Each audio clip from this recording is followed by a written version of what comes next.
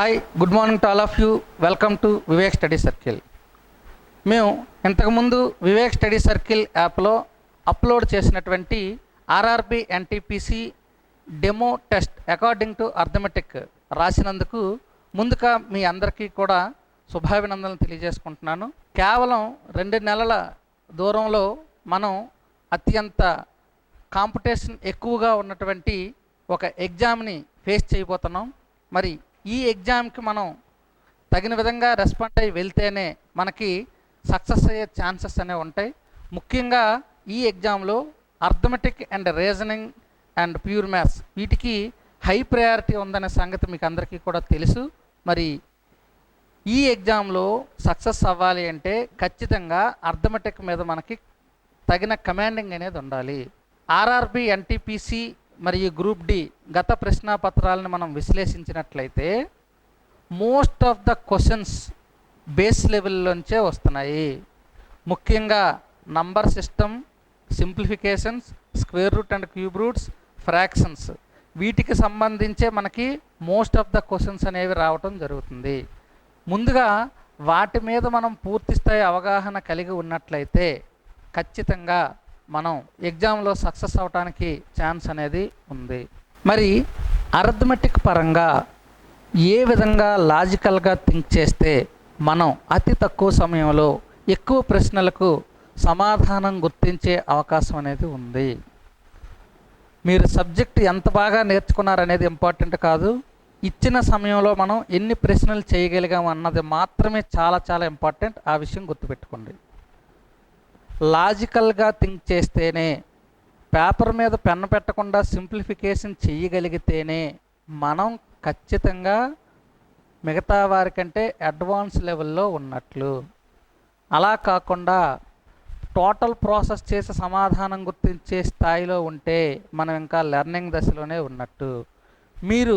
మేము పెట్టబోయే ఈ test and analysis batch రెగ్యులర్గా ఫాలో అయ్యి అనాలిసిస్ వీడియోని కూడా మీరు ఫాలో అయినట్లయితే ఖచ్చితంగా మీరు ఎగ్జామ్కి కావాల్సినటువంటి నాలెడ్జ్ని గెయిన్ చేయడానికి అవకాశం అనేది ఉంటుంది. హౌ టు థింక్ లాజికల్లీ అనేది ఇప్పుడు నేను మీకు ఈ పేపర్ అనాలిసిస్ ద్వారా ప్రతి ప్రశ్నని మనం ఎలా ఆలోచిస్తే అతి తక్కువ సమయంలో సమాధానం గుర్తించే అవకాశం ఉంది అనేది మీకు పూర్తి స్థాయిలో వివరించే ప్రయత్నం చేస్తాను. ఇక్కడ ఈ పేపర్ అనాలిసిస్ చేసే ముందు మీరు ముఖ్యంగా గుర్తుంచుకోవాల్సినటువంటి అంశం ఏంటంటే, మీరు ఈ ఆన్లైన్ ఎగ్జామ్ ఏ ఆర్డర్లో రాశారో ఆ ఆర్డర్లో అనాలిసిస్ అనేది ఉండదు. ఎందుకని? మీరు ఎన్నిసార్లు అటెంప్ట్ చేస్తే అన్నిసార్లు కూడా క్వశ్చన్స్ ఆర్డర్ చేంజ్ అవుతూనే ఉంటుంది. అదేవిధంగా ఆప్షన్స్ కూడా ఆర్డర్ అనేది చేంజ్ అవుతూనే ఉంటుంది. ఏ ఇద్దరికి క్వశ్చన్స్ ఒకే ఆర్డర్లో రావు, ఆప్షన్స్ కూడా అదే ఆర్డర్లో ఉండవు. కంటిన్యూస్గా జంబుల్డ్ అవుతూనే ఉంటాయి. కాబట్టి ఇక్కడ మేము ఒక ఆర్డర్లో చెప్తాను, అక్కడ అదే ఆర్డర్లో మీకు క్వశ్చన్ రాకపోవచ్చు. అందుకని ఇక్కడ క్వశ్చన్ నెంబర్ అనేది నేను మీకు ఇక్కడ చెప్పడం అనేది జరగదు ఏ ప్రశ్నకైనా సరే. ఓకే, ఈ క్వశ్చన్ చూడండి. 30 years ago a man age was 2/7 of what it is now. What is the man's present age? 30 సంవత్సరాల క్రితం ఒక వ్యక్తి వయసు ప్రస్తుతం అతని వయసులో 2/7 వంతుగా ఉంది. అయితే ప్రస్తుతం అతని వయసు ఎంత? మనకిచ్చిన options 41 years, 42 years, 43 years and 40 years. Okay, ఇటువంటి క్వశ్చన్ చేసేటప్పుడు మనం లాజికల్గా ఎలా థింక్ చేయాలి? ఎప్పుడైనా గుర్తుపెట్టుకోండి, ఏదైనా ఒక అంశాన్ని మరొక అంశంతో కంపేర్ చేసినప్పుడు భిన్నంలో తెలియజేస్తే ఏ అంశాన్ని అయితే కంపేర్ చేశామో అది ఎప్పుడూ కూడా లవం చూపిస్తుంది. ఏ అంశంతో అయితే కంపేర్ చేశామో అది మనకి హారం అంటే డెనామినేటర్ రిప్రజెంట్ చేస్తుంది. ఇక్కడ ఒక వ్యక్తి యొక్క గత వయస్సుని ప్రస్తుతం వయసుతో కంపేర్ చేశారు.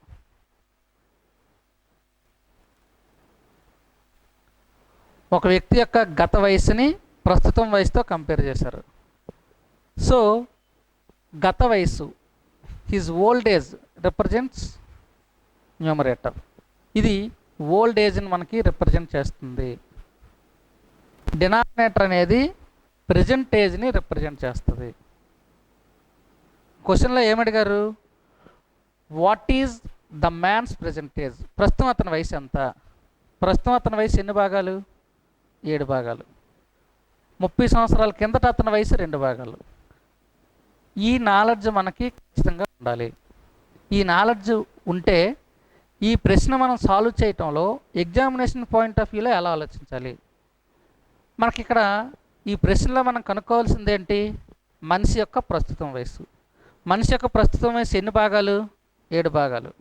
అంటే మనిషి యొక్క ప్రస్తుత వయసు ఖచ్చితంగా 7 యొక్క గుణిజం అవ్వాలి.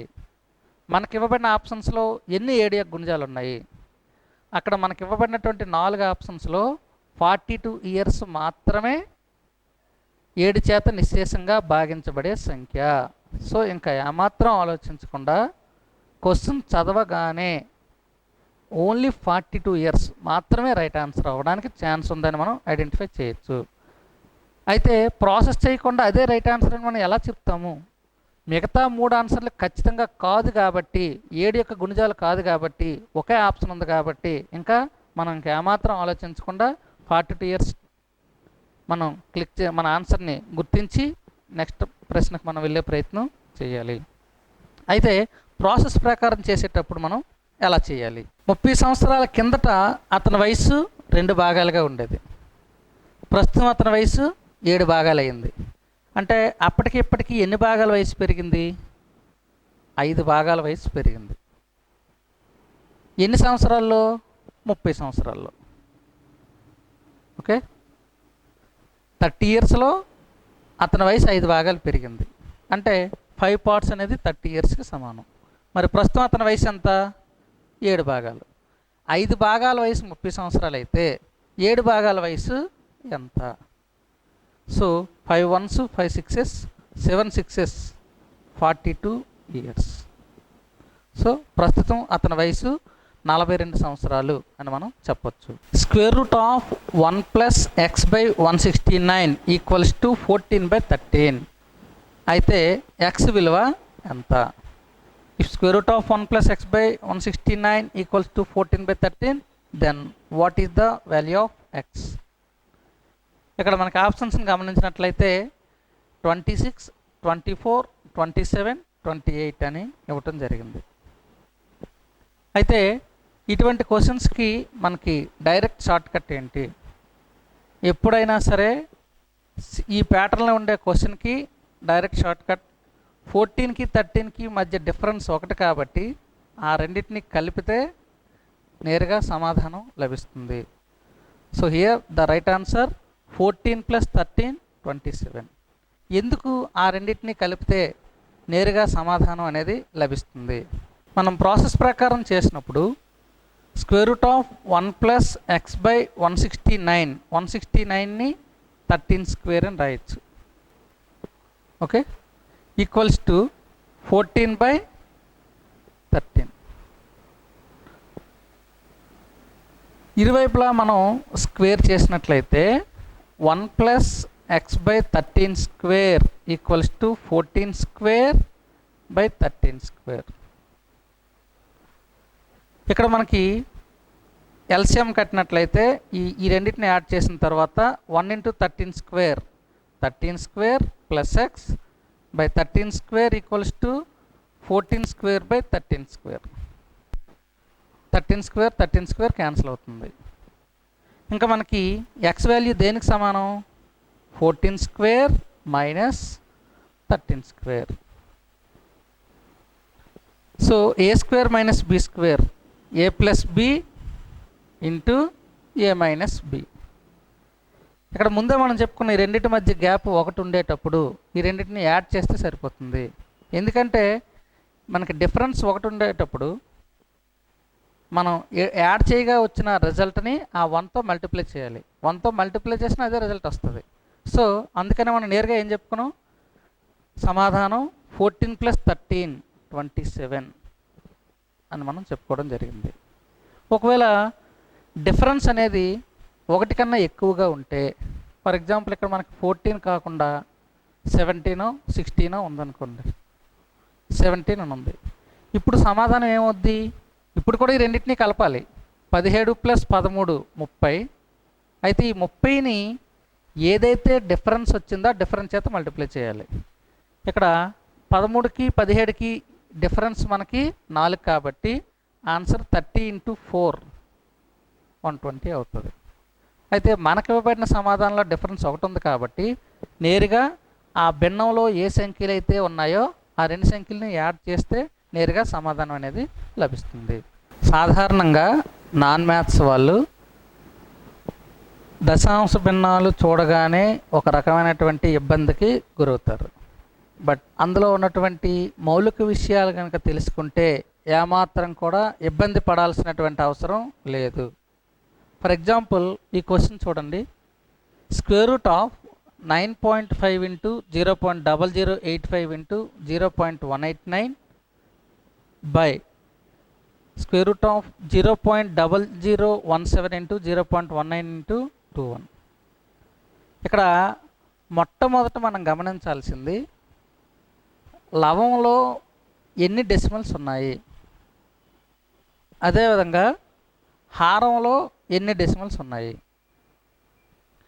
ఇక్కడ మనం జాగ్రత్తగా గమనించినట్లయితే లవంలో మనకి 9.5లో 1, 0.0085లో 4, అలాగే 0.189లో 3, అంటే మొత్తంగా లవంలో మనకి 8 డెసిమల్స్ ఉన్నాయి. డినామినేటర్లో కేవలం 6 డెసిమల్స్ మాత్రమే ఉన్నాయి. ఎక్కడ ఎక్కువ డెసిమల్స్ ఉన్నాయి? లవంలోనే 2 డెసిమల్స్ ఉన్నాయి. సో ఫైనల్గా రూట్ కట్టకముందు మనకి ఆన్సర్లో పాయింట్ తర్వాత 2 డెసిమల్స్ వస్తాయి. రూట్ కట్టిన తర్వాత ఏ సంఖ్య అయితే మనం రూట్ కట్టాలనుకుంటున్నామో అందులో ఎన్ని డెసిమల్స్ ఉన్నాయో దాంట్లో సగం డెసిమల్స్ మాత్రమే రూట్ కట్టిన తర్వాత మనకి ఉండటం జరుగుతుంది. సో ఇక్కడ మనకి 8 డెసిమల్స్, ఇక్కడ 6 డెసిమల్స్ ఉన్నాయి. ఫైనల్గా రిజల్ట్లో 2 డెసిమల్స్ వస్తాయి. సో రూట్ కట్టాక పాయింట్ తర్వాత మనకి సింగిల్ డెసిమల్ మాత్రమే వస్తుంది. ఆప్షన్స్లో మొట్టమొదట ఫోకస్ చేయండి. సింగిల్ డెసిమల్ మాత్రమే ఉన్నటువంటి ఆప్షన్స్ ఎన్ని? ఒకటే ఉంటే మళ్ళీ ప్రాసెస్ చేయకండి, ఇమీడియట్గా ఆన్సర్ని ఐడెంటిఫై చేయండి. బట్ ఇక్కడ మనకిచ్చినటువంటి ఆప్షన్స్లో పాయింట్ తర్వాత అన్నీ సింగిల్ డెసిమల్సే. మనకి ఇక్కడ 1 దశాంశం మాత్రమే ఉన్నటువంటి ఆప్షన్సే అన్నీ ఇవ్వటం జరిగింది. ఇక్కడ మనం ప్రాసెస్ని ఖచ్చితంగా చేయాల్సిందే. అప్పుడు మనం ఎలా ఆలోచించాలి? మొట్టమొదట లవంలో 2 డెసిమల్స్ వచ్చాయి అని మనం ఫిక్స్ అయ్యాం కాబట్టి ఇంకా డెసిమల్స్తో సంబంధం లేకుండా నెంబర్ని ముందు రాసేయండి. సో అక్కడ 9.5 ఉన్నప్పటికీ కూడా 95 × 85 × 189 ఇలా రాసుకోండి. అలాగే డినామినేటర్లో 0.0017 ఉన్నప్పటికీ కూడా 17 అని రాయండి. అలాగే 0.19 ప్లస్లో 19 అండ్ 21 ఇలా రాసుకోండి. ఇక్కడ గుర్తుపెట్టుకోవాల్సిన విషయం ఏంటి? పాయింట్ తర్వాత ఖచ్చితంగా 2 డెసిమల్స్ అనేవి ఉండాలి. సింప్లిఫై చేయండి. 17 ones 17 5s, 19 ones 19 5s, 21 ones 21 9s. 5 × 5 25, దాని యొక్క స్క్వేర్ రూట్ 5, లేదా 2 5s ఉండేటప్పుడు మనం ఒక 5నే కన్సిడర్ చేస్తాం స్క్వేర్ రూట్ కట్టేటప్పుడు. 9 యొక్క స్క్వేర్ రూట్ 3 అంటే 15. రూట్ కట్టక ముందు 2 డెసిమల్స్ ఉన్నాయి కాబట్టి రూట్ కట్టిన తర్వాత మనకి 1 డెసిమలే ఉండాలి. సో ఆన్సర్ మనకి 1.5 అవుతుంది. ఇదే క్వశ్చన్ మనకి గుర్తించడానికి అకార్డింగ్ టు ఆప్షన్ మనం మరొక రకంగా కూడా గుర్తించవచ్చు. ఏంటది? లవంలో మనకి 95 85 అంటే 5 యొక్క మల్టిపుల్స్ వచ్చాయి, అవునా? అంటే అర్థం ఏంటి? ఆన్సర్ కూడా ఖచ్చితంగా 5 యొక్క మల్టిపుల్ అవ్వాలి. ఓకే, మనకి ఇవ్వబడిన ఆప్షన్స్లో 5 యొక్క మల్టిపుల్స్ ఎన్ని ఉన్నాయి? 1.5 మాత్రమే 5 యొక్క మల్టిపుల్. సో మీరు ఆ విధంగా ఆలోచించిన పేపర్ మీద పెన్న పెట్టకుండా క్వశ్చన్ చూడగానే నేరుగా సమాధానాన్ని గుర్తించే అవకాశం అనేది ఉంటుంది. నెక్స్ట్ క్వశ్చన్ చూడండి. When certain A number is multiplied by 7 the product consider entirely 5s. Find the value of that number. ఒక సంఖ్యను 7చే గుణించగా లభించిన సమాధానంలో అన్ని 5లే ఉన్నాయి. అయితే ఆ సంఖ్య ఏది? ఎన్ని 5లు ఉన్నాయనేది మనకు తెలియదు. కానీ ఒక సంఖ్య ఎక్స్ను 7చే మల్టిప్లై చేయగా మనకు సమాధానంలో అన్ని 5సే వచ్చాయి. అయితే ఆ సంఖ్య ఎంత అనేది మనం కనుక్కోవాలి. ఇక్కడ మనం గుర్తుంచుకోవాల్సింది x ఇంటూ 7 ఆల్ 5s అయినప్పుడు మనకు x కావాలంటే ఈ ఆల్ 5స్ని 7 చేత డివైడ్ చేయగా వచ్చే రిజల్టే కదా మనకు కావాల్సిన సమాధానం. ఇక్కడ 55ని 7 చేత మనం క్యాన్సిల్ చేసినట్లయితే ఎన్ని టైం క్యాన్సిల్ అవుతుంది? 7 7s 49. అంటే మనకి కావలసిన నంబర్ యొక్క utmost left side digit should be 7. But utmost left side మనకి 7 ఉండే విధంగా ఎన్ని ఆప్షన్స్ ఉన్నాయి? ఒకే ఒకటి మాత్రమే ఉంది. So here 79,365 is the only right answer. ఒకవేళ 7 ఉండేటట్టు 2 ఉన్నాయి అనుకోండి, నెక్స్ట్ మరొక లెవెల్ వరకు వెళ్ళండి. సో ఈ విధంగా చేసుకుంటూ వెళ్తే మనకి డైరెక్ట్ ఆన్సర్ అనేది వస్తుంది. వాడు అడిగిన విధానం ప్రకారం చేసుకుంటూ వెళ్తే కష్టం అవుతుంది. బట్ లాజికల్గా థింక్ చేస్తే ఏమాత్రం ఇబ్బంది లేకుండా మనం నేరుగా సమాధానాన్ని గుర్తించే అవకాశం అనేది ఉంది. 4 to the power of 61 plus 4 to the power of 62 plus 4 to the power of 63 plus 4 to the power of 64 ఈ క్రింది వాటిలో దేనిచే నిశ్శేషంగా భాగించబడుతుంది? The result of that some is divisible by dash అని అడిగారు. ఎప్పుడైనా ఇటువంటి క్వశ్చన్ చేసేటప్పుడు మనం గుర్తుంచుకోవాల్సినటువంటి ముఖ్యమైన పాయింట్ ఏంటంటే, ఏదైనా ఒక నంబర్ ఎక్స్ని a into B into C అని రాయగలిగితే ఈ ఎక్స్ అనేది ఏ చేత, బి చేత, సి చేత ఈ మూడింటి చేత కూడా నిశ్శేషంగా భాగించబడుతుంది.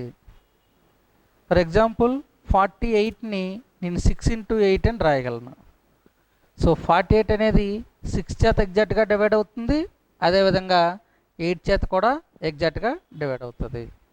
ఈ క్వశ్చన్ అడగటంలో కూడా మనకి ఇదే లాజిక్ని మనం ఎంతవరకు అప్లై చేయగలుగుతున్నాము అనేది టెస్ట్ చేయటం కోసం అడిగింది. ఇక్కడ మధ్యలో మల్టిప్లికేషన్ సింబల్ అనేది లేదు, మధ్యలో మనకి ప్లస్ సింబల్ ఉంది. అంటే ఇక్కడ మనం చేయాల్సింది ఏంటి? ఆ ప్లస్ సింబల్ని కాస్త మల్టిప్లై సింబల్గా కన్వర్ట్ చేసుకోవాలి. ఎలా కన్వర్ట్ చేయాలి? 4 to the power of 61 అంటే అర్థం ఏంటి? 4ని 61 టైమ్స్ మల్టిప్లై చేయగా వచ్చిన రిజల్ట్ ఇక్కడ రాయాలి.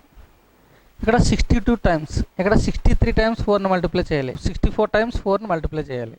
ఇక్కడ 4 to the power of 61 common తీసుకున్నట్లయితే ఇక్కడ 1, ఇక్కడ 62 4s ఉన్నాయి, 61 4స్ని కామన్ తీసాం కాబట్టి ఇంకా 1 4 మాత్రమే మిగులుతుంది.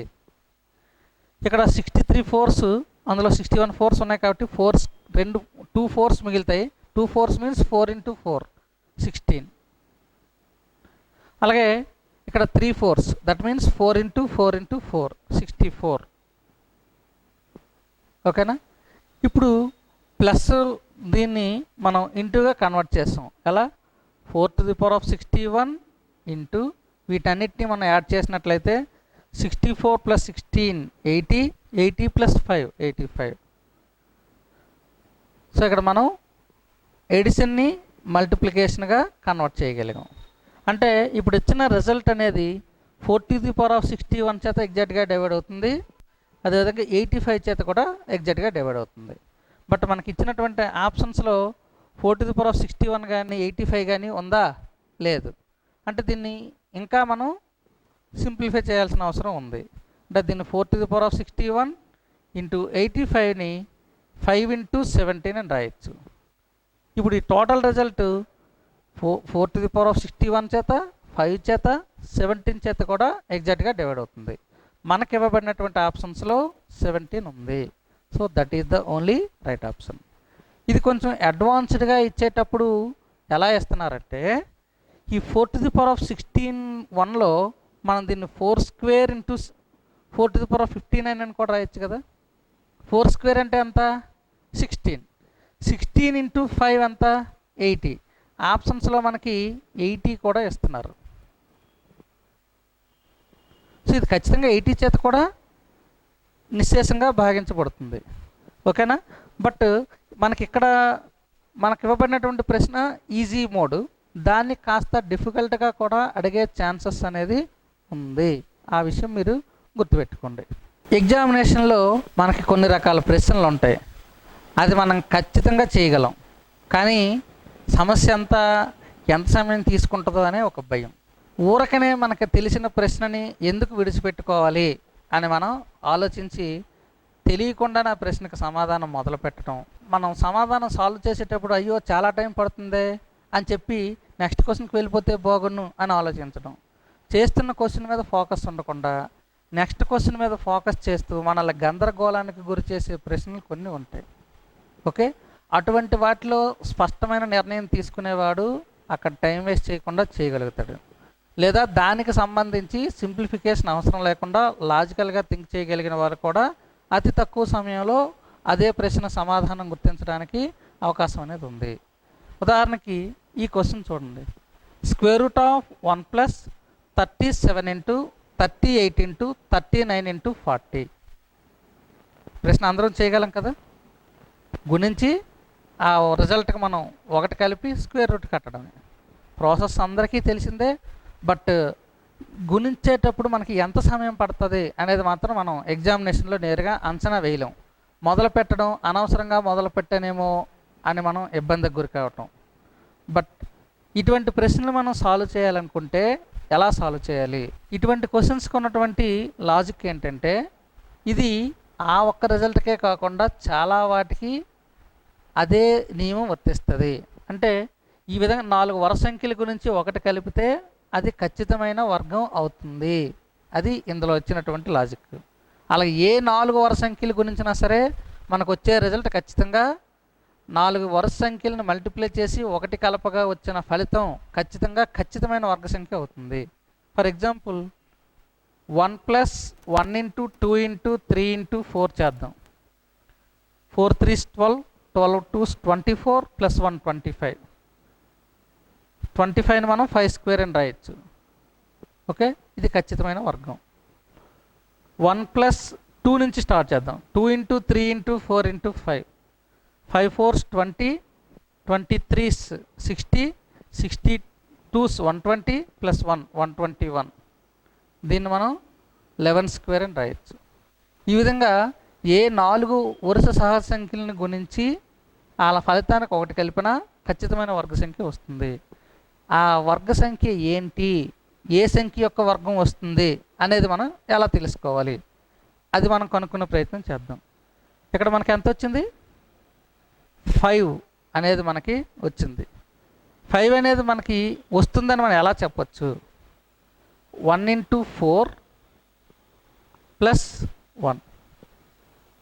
ఓకే, ఇక్కడ 11 ఎలా వచ్చింది? 2 × 5 + 1. ఓకేనా? అలాగే అక్కడ కూడా మనకి దాని యొక్క వర్గమూలం నేరుగా మనం ఎలా చెప్పచ్చు? 37 × 40 + 1. Unit place digit should be 1, but all options ఒకటే ఉంది కాబట్టి మనం 4 7s 37 × 40 + 1 కావాలి. 37 4s ఎంత? 120 + 28 148, అంటే 1480. దానికి 1 కలిపితే 1481 అనేది మనకు కావాల్సిన సమాధానం అవుతుంది. ఇంకా పెద్ద నెంబర్ అవ్వచ్చు. ఇక్కడ ఫర్ ఎగ్జాంపుల్ 255 × 256 × 257 × 258. మనకి ఎగ్జామినేషన్లో వాటిని మల్టిప్లై చేయలేము, బట్ ఈ లాజిక్ అప్లై చేస్తే ఎక్కువ సమయం తీసుకోవాల్సిన అవసరం అనేది ఉండదు. నెక్స్ట్ క్వశ్చన్ చూడండి. A boy was asked to multiply a given number by 8/17, but he divided that number by 8/17 and got 225 more than the correct answer. Find that number.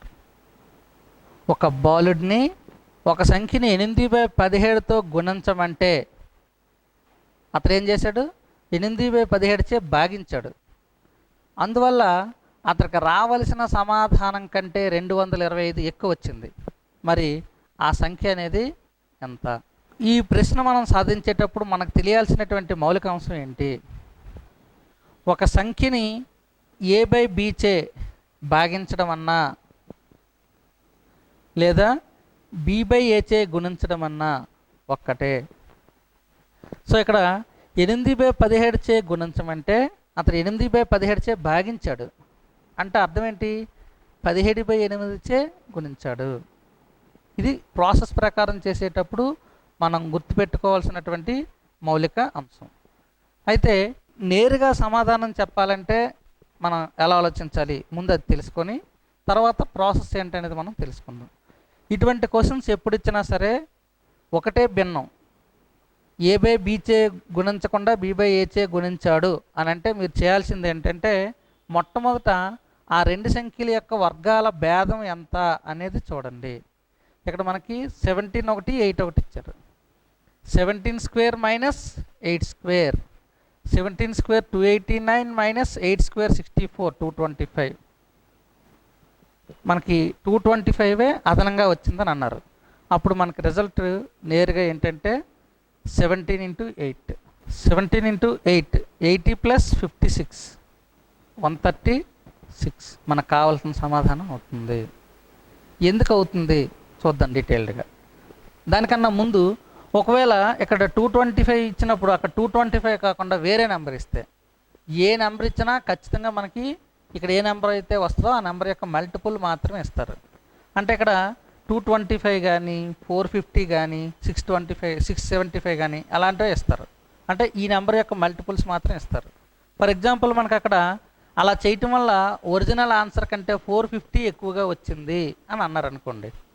225కి ఇది ఎన్ని టైమ్స్? 2 టైమ్స్ ఉంది.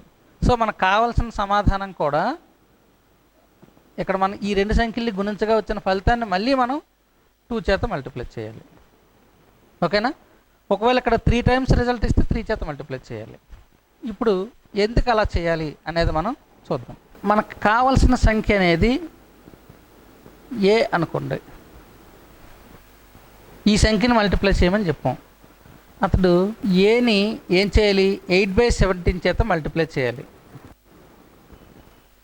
కానీ 17/8 చేత మల్టిప్లై చేశాడు. అందువల్ల ఈ రెండింటి యొక్క డిఫరెన్స్ మనకి 225 అని వచ్చింది. ఇప్పుడు ఎల్సిఎం కట్టాలి కదా. ఇదేంటవుద్ది? 8 × 17, 8 8 క్యాన్సిల్ అయితే 17 × 17, 17². అలాగే ఇక్కడ 17 17 క్యాన్సిల్ అయితే 8 × 8, 8². Total result into A equals to 225. ఓకేనా? ఇక్కడ మనకి ఇంతకుముందు 17²కి 8² ఉన్నటువంటి డిఫరెన్స్ ఇక్కడ 225 రెండు ఒకటే ఇచ్చారు. అంటే నేరుగా క్యాన్సిల్ అయిపోతాయి. అప్పుడు మనకు కావాల్సిన నెంబర్ అంటే ఏమవుతుంది? ఆ భిన్నంలో ఇచ్చిన రెండు నెంబర్స్ని మల్టిప్లై చేయగా వచ్చినటువంటి ఫలితము మనకి కావాల్సిన సమాధానం అవుతుంది. That is 136. ఇక్కడ ఒకవేళ 225 కాకుండా 450 ఇచ్చారనుకోండి, అప్పుడు ఏమవుతుంది? 8 × 17 ఇక్కడ క్యాన్సిల్ చేసేటప్పుడు ఇక్కడ 2 వస్తుంది కదా, మళ్ళీ ఈ రిజల్ట్ని మనం 2 చేత మల్టిప్లై చేయాలి. ఇక్కడ 3 టైమ్స్ వాల్యూ ఇస్తే దీన్ని 3 చేత మల్టిప్లై చేయాలి. మనం ప్రాబ్లమ్స్ని ఒక సిస్టమేటిక్ వేలో లాజికల్గా థింక్ చేస్తూ నేర్చుకున్నట్లయితే ఎగ్జామినేషన్లో అతి తక్కువ సమయంలో చేసే అవకాశం అనేది ఉంటుంది. మీరు ప్రాబ్లం చేసుకునేటప్పుడు ఇంకా ఈ లాజిక్ని ఎన్నిసార్లు ఉపయోగించుకోవచ్చు, ఎలా ఉపయోగించుకోవచ్చు అనేది మీరు ఆలోచించుకుంటూ మీరు ప్రాక్టీస్ చేసినట్లయితే మీకు ఖచ్చితంగా అతి తక్కువ సమయంలోనే సబ్జెక్ట్ మీద మంచి కమాండింగ్ రావడంతో పాటు ఎగ్జామ్కి మీరు చాలా కాన్ఫిడెన్స్గా వెళ్ళడానికి అవకాశం అనేది ఉంటుంది. నెక్స్ట్ క్వశ్చన్ చూడండి. ఈ ప్రశ్న గత ఆర్ఆర్బి, ఎన్టీపీసీ మరియు గ్రూప్ డి ఎగ్జామినేషన్స్లో చాలాసార్లు చాలా రిపీటెడ్గా వచ్చినటువంటి ప్రశ్న. ఇటువంటి క్వశ్చన్స్ మనకు వచ్చేటప్పుడు ముఖ్యంగా నాన్ మ్యాథ్స్ వాళ్ళు ఎక్కువగా కంగారు పడతారు. బట్ ఇప్పుడు నేను చెప్పినటువంటి ప్యాటర్న్ మీరు అర్థం చేసుకున్నట్లయితే పేపర్ మీద పెన్ను పెట్టాల్సిన అవసరం లేకుండా ఈవెన్ 2 సెకండ్స్ సమయం కూడా మనకి అవసరం లేని విధంగా క్వశ్చన్ చూడగానే డైరెక్ట్గా ఆన్సర్ చెప్పగలిగినటువంటి స్థాయికి మీరు చేరుకుంటారు. అయితే నాన్ మ్యాథ్స్ వాళ్ళని దృష్టిలో పెట్టుకుని కొంచెం డీటెయిల్డ్గా చెప్తాను వినండి. ఇందులో మనకి యాక్చువల్గా 3 మోడల్స్ ఉంటాయి. ఇక్కడ లవానికి హారానికి ఉన్నటువంటి సారూప్యత ఏంటి అనేది మనం మొట్టమొదట గమనించాలి. ఇందులో ఉన్నటువంటి లాజిక్ ఏంటంటే మనకు ఇవ్వబడినటువంటి ప్రశ్నల్లో డెసిమల్ పార్ట్ అనేది కంప్లీట్గా క్యాన్సిల్ అవుతుంది, ఇంకా కేవలం ఇంటిజర్ పార్ట్ మాత్రం మిగులుతుంది. ఆ ఇంటిజర్ పార్ట్ ఏం మిగులుతుంది అన్నది మనం తెలుసుకోగలిగితే, గమనించగలిగితే వెంటనే మనం ఆన్సర్ని చెప్పచ్చు. ఫర్ ఎగ్జాంపుల్ ఈ క్వశ్చన్ చూడండి. పైన 0.1 హోల్ క్యూబ్ అని ఉంది, దాని కింద 0.02 హోల్ క్యూబ్ అని ఉంది. ఓకే, ఈ రెండింటికి మధ్య ఏ రిలేషన్ అయితే ఉంటుందో ఈ రెండింటికి మధ్య కూడా అదే రిలేషన్ ఉంటుంది, ఈ రెండింటికి మధ్య కూడా అదే రిలేషన్ ఉంటుంది. సో ఎగ్జామినేషన్లో మనం ఈ క్వశ్చన్ చేస్తున్నప్పుడు ప్రతి దానికి చేయకుండా కేవలం ఒక్క పార్ట్ను మాత్రమే మనం తీసుకుంటే సరిపోతుంది. ఒకవేళ ఈ రెండింటికి ఉన్న రిలేషన్ ఈ రెండింటికి కనుక లేకపోతే ఈ ప్రశ్న సాల్వ్ చేయటానికి క్యాలిక్యులేటర్ ఉపయోగిస్తే తప్ప ఎట్టి పరిస్థితుల్లో సాల్వ్ చేయలేం. సో ఈ క్వశ్చన్ ఇవ్వడంలో ఉన్నటువంటి ముఖ్యమైనటువంటి లాజిక్కే అది. సో ఇక్కడ దీనికి దీనికి ఏంటి సారూప్యత ఉంది, లేదంటే హారంలో ఉన్నదాన్ని లవం రూపంలో మనం ఏ విధంగా రాసుకోవచ్చు, లేదా లవంలో ఉన్నదాన్ని మనం హారంలో ఏ విధంగా రాసుకోవచ్చు అనేది మనం జాగ్రత్తగా అబ్జర్వ్ చేయాలి. ముందు పవర్లో ఏముంది అనేది అసలు ముందు కన్సిడర్ చేయకండి, కేవలం బ్రాకెట్లో ఉన్నటువంటి నంబర్ మీద మాత్రమే ఫోకస్ చేయండి. ఇక్కడ న్యూమరేటర్లో 0.1 అని ఉంది, డినామినేటర్లో 0.02 అని ఉంది. ఈ 0.02ని నేను 0.2 ఇంటూ 0.1 అని రాయొచ్చు. 0.2 ఇంటూ 0.1 అని రాయొచ్చు. అప్పుడు 0.1 క్యాన్సిల్ అవుతుంది. మరి ఇండివిజువల్గా అయితే క్యాన్సిల్ అవుతుంది, కానీ ఇక్కడ ప్లస్ ఉంది కదా, ప్లస్ ఉండేటప్పుడు మనం క్యాన్సిల్ చేయడానికి అవ్వదు కదా అని మీరు అనుకోకండి. ఎందుకంటే అక్కడ కూడా అవుతుంది ఈ ప్రత్యేకమైనటువంటి సందర్భంలో. ఎందుకంటే దీన్ని 0.02 బై 0.004 అని ఉంది. దీన్ని కూడా మనం ఎలా రాయొచ్చు అంటే 0.2 ఇంటూ 0.02 అని రాయొచ్చు. ఈ మధ్యలో ప్లస్ ఉన్నప్పటికీ కూడా ఇక్కడ 0.2 ఉంది, ఇక్కడ కూడా 0.2 ఉంది. రెండింట్లోనూ 0.2 కామన్గా ఉంది కాబట్టి లవంలో ఇదంతా ఒకటే పదం కింద, హారంలో కూడా ఇది కామన్ వెళ్ళిపోతుంది, ఇదంతా ఒకటే పదం కాబట్టి మనం నేరుగా క్యాన్సిల్ చేయడానికి అవకాశం అనేది ఉంది.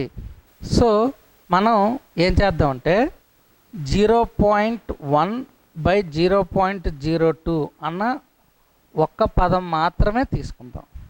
ఇప్పుడు దీన్ని నేను 0.1 బై 0.1 ఇంటూ 0.2 అని రాయొచ్చు, అవునా? ఈ 0.1 క్యాన్సిల్ అవుతుంది. ఇంకా మనకి ప్రతి టర్మ్లో కామన్గా వచ్చేది ఏంటంటే 1 బై 0.2. ఇప్పుడు మనకి నెంబర్ మీద ఫోకస్ అయిపోయింది, ఇప్పుడు పవర్ మీద కాన్సన్ట్రేట్ చేయండి. ఈ 0.2 హోల్ క్యూబ్ అవుతుంది. దీన్నే మనం 1 బై 0.2ని 10/2 అని కూడా రాయొచ్చు కదా. ఓకే, అప్పుడు ఇది 10/2 హోల్ క్యూబ్ అవుతుంది. 10/2 అంటే ఎంత? 5 క్యూబ్ అంటే ఎంత? 125. So that is the answer. ఈ ప్రశ్న మనకి ఎగ్జామినేషన్లో 3 రకాలుగా ఇవ్వచ్చు. అవేంటి అనేది మనం చూద్దాం. మొదటి వెర్షన్లో 0.1 బై 0.2, ఇక్కడ స్క్వేర్ కానీ క్యూబ్ కానీ ఉండొచ్చు, ప్లస్ 0.03 హోల్ స్క్వేర్, ఇక్కడ ప్లస్ 0.06 హోల్ స్క్వేర్. ఇది మొదటి రకం. అంటే ఏంటంటే లవంలోను హారంలోను నెంబర్ ఆఫ్ డెసిమల్స్లో చేంజ్ అనేది రాదు, నంబర్లో మాత్రమే చేంజ్ వస్తుంది. ఇక్కడ 0.1 ఉంటే అంటే ఇక్కడ ఒక డెసిమల్ ఉంది, ఇక్కడ ఒక డెసిమల్ ఉంది, ఇక్కడ 2 డెసిమల్స్ ఉన్నాయి, ఇక్కడ 2 డెసిమల్స్ ఉన్నాయి. బట్ దీనికి ఇది రెట్టింపు. ఇక్కడ రెట్టింపు అంటే ప్రతి పదంలో కూడా రెట్టింపుగానే ఉంటుంది. సో ఇటువంటప్పుడు మనం ఇక్కడ కూడా స్క్వేర్ ఇది. ఇటువంటప్పుడు మనం ఏం చేస్తామంటే ఎక్కడ మనకి రెట్టింపుగా ఉంది, నంబర్ ఆఫ్ డెసిమల్స్లో చేంజ్ లేనప్పుడు నంబర్ గురించి మాత్రమే ఆలోచించాలి. నెంబరు ఇక్కడికంటే ఇక్కడ డబుల్ ఉంది, సో 1/2. ఓకేనా? పవర్లో స్క్వేర్ ఉంది, so direct answer is 1/4, that is 0.25 అనేది మనకి ఆన్సర్ అవుతుంది. ఇంకా సెకండ్ మోడల్ ఏంటంటే నెంబర్లో చేంజ్ రాదు, బట్ నెంబర్ ఆఫ్ డెసిమల్స్లో చేంజ్ వస్తుంది. ఇక్కడ చూడండి, ఇక్కడ 1 ఉంది, ఇక్కడ 1 ఉంది, ఇక్కడ 2 ఉంది, ఇక్కడ 2 ఉంది. బట్ ఇక్కడ నెంబర్ ఆఫ్ డెసిమల్స్ 1 ఉంటే ఇక్కడ నెంబర్ ఆఫ్ డెసిమల్స్ 2 ఉన్నాయి. ఇక్కడ నెంబర్ ఆఫ్ డెసిమల్స్ 3 ఉంటే ఇక్కడ నెంబర్ ఆఫ్ డెసిమల్స్ 4 ఉంటాయి. మొదటి మోడల్ అనేది, మొదటి మోడల్లో నెంబర్ ఆఫ్ డెసిమల్స్ ఈక్వల్గా ఉంటాయి, బట్ లవంలో ఉన్నటువంటి నెంబరు హారంలో ఉన్నటువంటి నెంబర్లో వేరియేషన్ కనిపిస్తుంది. ఇక్కడ నెంబర్లో వేరియేషన్ కనిపించదు, బట్ నెంబర్ ఆఫ్ డెసిమల్స్లో వేరియేషన్ అనేది వస్తుంది. ఇక్కడ నెంబర్ ఆఫ్ డెసిమల్స్లో వేరియేషన్ వచ్చేటప్పుడు దీని కింద రాసుకోవాలంటే ఏం చేస్తామంటే 0.1, దీనికన్నా ఇక్కడ 1 డెసిమలే ఎక్కువ ఉంది. 1 డెసిమలే ఎక్కువ ఉంది కాబట్టి సింపుల్గా 10 పెట్టండి. 2 డెసిమల్స్ ఉన్నాయనుకోండి 100 పెడతారు. 3 డెసిమల్స్ ఎక్కువ ఉన్నాయనుకోండి 1000 పెడతారు. ఓకే? అయితే ఇది హారంలో పెట్టాలా లవంలో పెట్టాలా? ఎక్కడైతే నెంబర్ ఆఫ్ డెసిమల్స్ తక్కువ ఉన్నాయో అక్కడే మనం పెట్టాలి. ఇక్కడ హారం కంటే లవంలో తక్కువ ఉన్నాయి కాబట్టి 10 పెడతాం. ఒకవేళ హారంలో తక్కువ ఉన్నాయి అనుకోండి 1/10 అని పెడతాం. ఓకేనా? సో 10 పవర్లో ఏముంది, స్క్వేర్ ఉంది. So here the right answer is 100. ఇక్కడ మనకు ఇవ్వబడినటువంటి ప్రశ్నలో నంబర్లో చేంజ్ ఉంది, నంబర్ ఆఫ్ డెసిమల్స్లో చేంజ్ ఉంది. సో ఇప్పుడు ఈ రెండింటి పరంగా కూడా మనం ఆలోచించాలి. మొట్టమొదటి ఏం చేద్దామంటే నంబర్ పరంగా ఆలోచిద్దాం. లవంలో ఎక్కువ ఉందా నంబరు, హారంలో ఎక్కువ ఉందా? హారంలో. లవం కంటే హారం ఎన్ని రెట్లు ఉంది, డబుల్ ఉంది, సో 2 వేస్తాం. ఇప్పుడు నెంబర్ ఆఫ్ డెసిమల్స్ ఎక్కడ తక్కువ ఉన్నాయి, లవంలో తక్కువ ఉన్నాయా హారంలో తక్కువ ఉన్నాయా? లవంలో తక్కువ ఉన్నాయి. ఎన్ని తక్కువ ఉన్నాయి? 1 తక్కువ ఉంది, అంటే 1 పక్కన 1 0 వస్తుంది. ఇప్పుడు పవర్లో ఏముంది, క్యూబ్ ఉంది, so cube. So simply the answer is 10/2 means 5, 5 cube అంటే 125. దీనికి మనం పేపర్ మీద పెన్ పెట్టాల్సిన అవసరం ఉందా? ఎక్కువ సమయం వెచ్చించాల్సిన అవసరం ఉందా? పేపర్ మీద క్వశ్చన్ చూస్తూనే నేరుగా మనం సమాధానాన్ని చెప్పొచ్చు. ఓకే, ఈ క్వశ్చన్ చూడండి. The difference between the squares of 2 consecutive natural numbers is 389. Find the smaller number. 2 వరుస సహజ సంఖ్యల వర్గాల మధ్య తేడా 389 అయితే వాటిలో చిన్న సంఖ్య ఎంత? మీరు ఆర్ఆర్బి ఎగ్జామ్కి వెళ్ళేటప్పుడు either group D or NTPC ప్రధానంగా బేసిక్ అంశాల మీద మాత్రమే ఫోకస్ అనేది ఉంటుంది. Number system, problems on numbers, problems on ages, simplification, averages, వీటి హెచ్సిఎఫ్ అండ్ ఎల్సిఎం వీటి మీద మీరు ప్రధానంగా ఫోకస్ చేయాల్సిన అవసరం అనేది ఉంది. అన్నిటికంటే ముఖ్యంగా సింప్లిఫికేషన్ మీద మీరు ఎక్కువ ఫోకస్ చేయాల్సినటువంటి అవసరం అనేది ఉంది. సో ఈ క్వశ్చన్ సాల్వ్ చేయటంలో మనం ఎలా ఆలోచించాలి? 2 వరుస సంఖ్యల వర్గాల మధ్య తేడా 389. ఎప్పుడైనా గుర్తుపెట్టుకోండి, 2 వరుస సంఖ్యల వర్గాల భేదం ఎల్లప్పుడూ వాటి మొత్తానికి సమానం. For example 3 square minus 2 square is always equal to 3 plus 2. 3 square 9, 2 square 4, 9 minus 4 5. 12 square minus 11 square, it is equal to 12 plus 11. దీని మీద కూడా మీకు ఒకసారి క్వశ్చన్ ఇవ్వటం అనేది జరిగింది. ఎలా ఇచ్చాడంటే 2876 square minus 2875 square equals to ఎంత అని ఒకసారి క్వశ్చన్ ఇవ్వటం జరిగింది. ఇది మనకి ఎప్పుడైతే రెండు వరుస సంఖ్యల వర్గాల భేదం వాటి మొత్తానికి సమానం గుర్తుంటుందో అప్పుడు మనం దీన్ని స్క్వేర్ చేసి వచ్చిన రిజల్ట్ని డిఫరెన్స్ చేసి టైం వేస్ట్ చేసుకోవాల్సిన అవసరం అనేది లేదు. నేరుగా ఈ రెండింటిని యాడ్ చేయడం ద్వారా మనం సమాధానం చెప్పొచ్చు. ఇక్కడ కూడా మనకి ఈ ప్రశ్నలో కూడా ఇదే లాజిక్ అనేది ఇముడు ఉంది. రెండు వరుస సంఖ్యల వర్గాల భేదం 389 అంటే ఆ రెండు సంఖ్యల మొత్తం 389 అనే కదా. రెండు వరుస సంఖ్యల వర్గాల భేదం అన్నా వాటి మొత్తం అన్నా ఒకటే కాబట్టి. ఇంకా రెండోది వరుస సంఖ్యలు అని అన్నాడు. వరుస సంఖ్యలు consecutive numbers means the difference between two consecutive numbers is always equals to 1. రెండు వరుస సంఖ్యల మధ్య భేదం ఎల్లప్పుడూ 1కి సమానం. ఇప్పుడు రెండు సంఖ్యల మొత్తం తెలుసు, రెండు సంఖ్యల భేదం తెలుసు. చాలా చాలా ఇంపార్టెంట్ పాయింట్ గుర్తుపెట్టుకోండి. రెండు సంఖ్యల మొత్తం రెండు సంఖ్యల భేదం తెలిసినప్పుడు వాటిలో పెద్ద సంఖ్య కావాలి అంటే ఈ రెండింటిని కలిపి బై 2 చేయాలి. ఈ రెండిట్లో మొత్తంలో సగం ఉంటుంది. చిన్న సంఖ్య కావాలి అంటే ఈ రెండింటి యొక్క భేదంలో సగం ఉంటుంది. ఇక్కడ మనకు చిన్న సంఖ్య కావాలి కాబట్టి 389 మైనస్ 1 అంటే 388. దీంట్లో సగం చిన్న సంఖ్య అవుతుంది. సో 38లో హాఫ్ 19, 8లో half 4. So the required answer is 194. Okay. So ఎప్పుడైతే ఇప్పుడు నేను చెప్పినటువంటి రెండు లాజిక్స్ మీకు మైండ్లో ఉన్నాయో క్వశ్చన్ చదువుతూనే మనం ఖచ్చితంగా ఆన్సర్ అనేది చెప్పొచ్చు. మీరు ఎప్పుడైతే లాజిక్స్ నేర్చుకోవటం మీద ప్రధానమైనటువంటి ఫోకస్ పెడతారో మిమ్మల్ని ఆపే శక్తి ఎవరికీ ఉండదు. మీరు ఏ ఎగ్జామ్ అటెంప్ట్ చేసినా ఖచ్చితంగా పూర్తి స్థాయిలో రాణించడానికి అవకాశం అనేది ఉంటుంది. నెక్స్ట్ చాలా చాలా చాలా చాలా ఇంపార్టెంట్ క్వశ్చన్. ఇటువంటి బేసిక్స్ మీద మనకి తప్పనిసరిగా అవగాహన అనేది ఉండాలి. ఈ లాజిక్స్ అనేవి మనకి చాలా చాలా టాపిక్ల్లో ఒక పార్ట్గా మనం ఉపయోగిస్తాము. క్వశ్చన్ చూడండి. If 2 and 1/2 is added to a number and the sum multiplied by 4 and 1/2 and 3 is added to the product, then the dividing the sum by 1 and 1/5 the quotient becomes 25. What is the number? ఒక సంఖ్యకు 2 and 1/2 కలిపి వచ్చిన ఫలితాన్ని 4 and 1/2తో గుణించి ఆ ఫలితానికి 3 కలిపి మళ్ళీ చివరిగా ఫలితాన్ని 1 and 1/5తో భాగిస్తే అప్పుడు మనకి 25 లభించింది. అయితే ఆ సంఖ్య ఎంత? మొట్టమొదట మనం చేసిన ప్రక్రియ ఏంటి? 2 and 1/2 యాడ్ చేసాం. ఆ తర్వాత చేసే ప్రక్రియ 4 and 1/2తో మల్టిప్లై చేసాం. అంటే దట్ మీన్స్ 9/2తో గుణించాం. ఆ తర్వాత వచ్చిన ఫలితానికి 3 యాడ్ చేసాం. చివరిలో 1 and 1/5 దట్ మీన్స్ 6/5 చేత మనం భాగించాం. ఇవి మనం చేసినటువంటి ప్రక్రియ. ఫైనల్గా మనకు వచ్చిన రిజల్ట్ అంతా 25.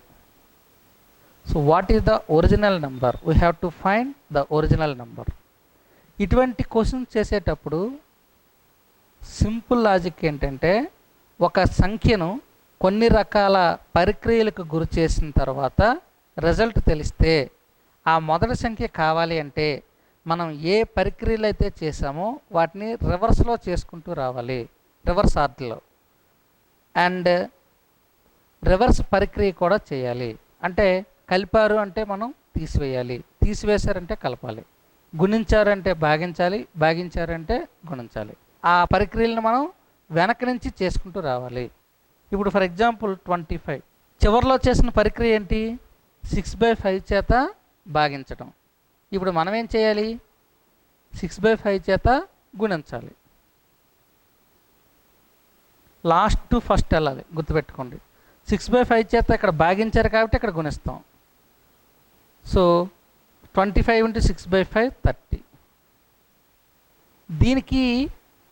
దానికి ముందు చేసిన ప్రక్రియ 3 యాడ్ చేశారు. ఇప్పుడు మనం 3 సబ్ట్రాక్ట్ చేయాలి. బ్యాక్ నుంచి చేసుకుంటూ వచ్చి రివర్స్ ఆపరేషన్ చేయాలి. ఇప్పుడు దీన్ని 27ని 9/2 చేత గుణించారు. మనం ఏం చేస్తాం? 2/9 చేత గుణిస్తాం. సో 27ని 2/9 చేత మల్టిప్లై చేసినట్లయితే 9 1s 9 3s 6 వచ్చింది. సో దానికి ముందు చేసిన ప్రక్రియ ఏంటి? 2 and 1/2 యాడ్ చేశారు. మనం ఏం చేస్తాం? సబ్ట్రాక్ట్ చేస్తాం. 6 - 2 and 1/2, 6 - 2 4, 4లోంచి మళ్ళీ 1/2 తీయాలి. So the final result is 3 and 1/2. చాలా చాలా ఇంపార్టెంట్ లాజిక్ ఇది. ఇది మనకి చాలా టాపిక్ల్లో పార్ట్గా వస్తుంది. ఈ క్వశ్చన్ చేసేటప్పుడు మీరు గుర్తుపెట్టుకోవాల్సిన అంశం ఏంటంటే, మనకి ఒక సంఖ్యని కొన్ని రకాల ప్రక్రియలకు గురి చేసినప్పుడు రిజల్ట్ తెలిస్తే మొదటి సంఖ్య కావాలి అంటే బ్యాక్ నుంచి మనం చేసుకుంటూ రివర్స్ ఆపరేషన్ చేసుకుంటూ రావాలి. ఓకే, నెక్స్ట్ చాలా చాలా ఇంపార్టెంట్ క్వశ్చన్. ఈ టైప్ ఆఫ్ క్వశ్చన్స్ కూడా గత ఆర్ఆర్బి ఎన్టీపీసీకి చాలాసార్లు ఇవ్వటం అనేది జరిగింది. ఇటువంటి క్వశ్చన్స్ చేయటానికి పేపర్ మీద పెన్న పెట్టాల్సిన అవసరం అనేది ఉండకూడదు. క్వశ్చన్ చూద్దాం. 2 numbers are such that the ratio between them is 4:7. If each number is increased by 4, the ratio becomes 3:5. Then find the larger number. రెండు సంఖ్యల నిష్పత్తి 4:7. ప్రతి సంఖ్య 4 చెప్పున పెంచబడితే వాటి నిష్పత్తి 3:5గా ఉంటుంది. అయితే వాటిలో పెద్ద సంఖ్య ఏది? 2 numbers are in the ratio 4:7. Okay, ఇందులో చిన్న సంఖ్య మనకి 4 భాగాలు, పెద్ద సంఖ్య 7 భాగాలు. సో మనకి పెద్ద సంఖ్య కావాలి. పెద్ద సంఖ్య ఖచ్చితంగా 7 యొక్క గుణిజం అవ్వాలి కదా. మనకు ఇవ్వబడిన ఆప్షన్స్లో 7 యొక్క గుణిజాలు ఎన్ని ఉన్నాయి? 48, 36, 52. ఇవేవి 7 యొక్క గుణిజాలు కావు, only 56. So here the right answer 56 అని మనం ఇమీడియట్గా చెప్పచ్చు. ఒకవేళ 7 యొక్క గుణిజాలు 2 ఉన్నాయి అనుకోండి. ఫర్ ఎగ్జాంపుల్ ఆప్షన్స్లో 63 కూడా ఉందనుకోండి. ఓకే, 56 ఉంది, 63 ఉంది. ఈ రెండు రైట్ ఆన్సర్లే ప్రస్తుతానికి. అప్పుడు రెండో కండిషన్కి మనం వెళ్తాం. రెండో కండిషన్ ఏంటి? If each number is increased by 4, ప్రతి సంఖ్య 4 చెప్పున పెంచబడితే అప్పుడు వాటి నిష్పత్తి 3:5 అని ఇచ్చారు.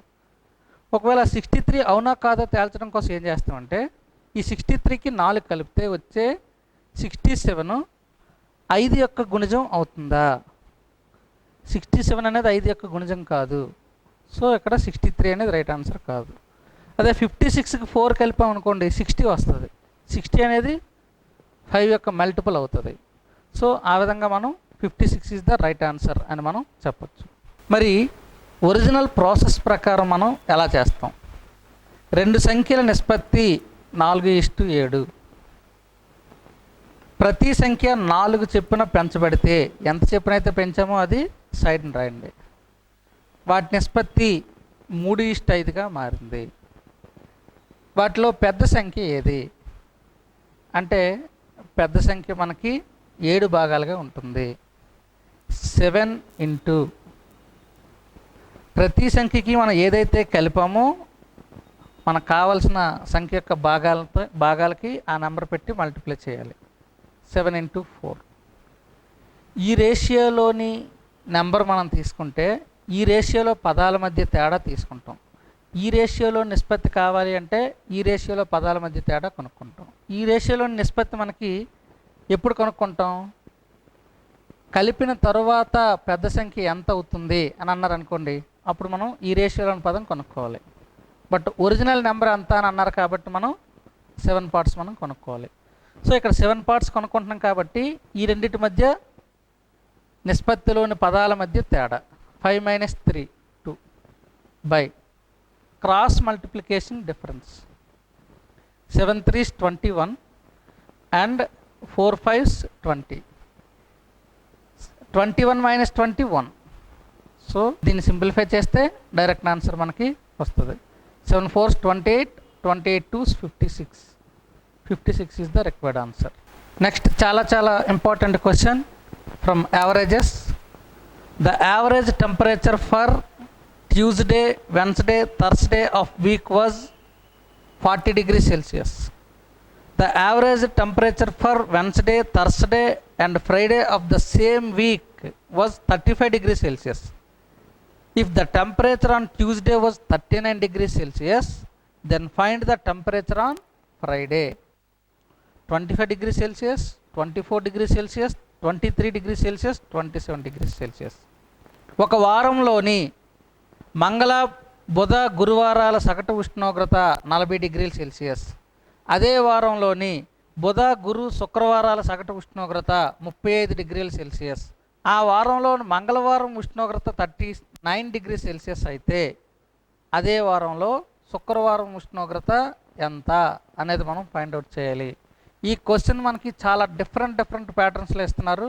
ఈ టెస్ట్ అండ్ అనాలిసిస్ బ్యాచ్లో మీరు జాయిన్ అయినట్లయితే ఇటువంటి ఈ క్వశ్చన్స్ యొక్క వేరియేషన్స్ కూడా మీకు చెప్పడం అనేది జరుగుతుంది. ఇది చాలా ఇంపార్టెంట్ మోడల్. ఇది మీరు ఎస్ఐ కానిస్టేబుల్ కూడా చాలా ఎక్కువగా ఈ మోడల్ నుంచి క్వశ్చన్స్ అనేవి రావడం జరుగుతుంది.